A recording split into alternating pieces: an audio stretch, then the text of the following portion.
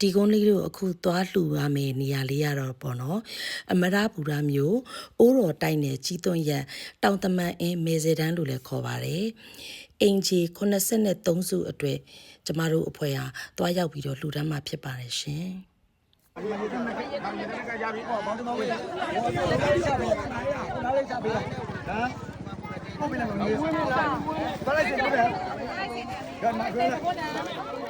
ဝေသားရပြီနော်ဝေသားရပြီနော်ကိုနော်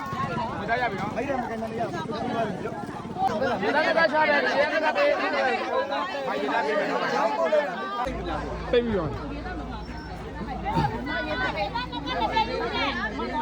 ဝေတိုင်းပြီးပြီလားမသွားလိုက်စေရောကိုကြောက်ဦးစမ်းရွေးဒီဘက်လာခဲ့လိုက်တော့မရေသားနဲ့ကစမ်းရွေးဒီဘက်လာခဲ့လိုက်တော့လာရေသားနဲ့ကပေးလိုက်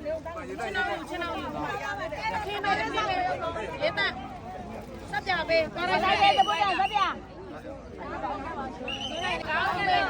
ကြောင်စလုံးဖြားတစ်ချက်အဲ့မှာပေးပေါ်လိုက်စေပေးသဘောတံပေးအတန်းနုံနောက်တော့ပြောင်းမှာနော်ပြင်ပြကြပါစေပါစပ်ပြပါ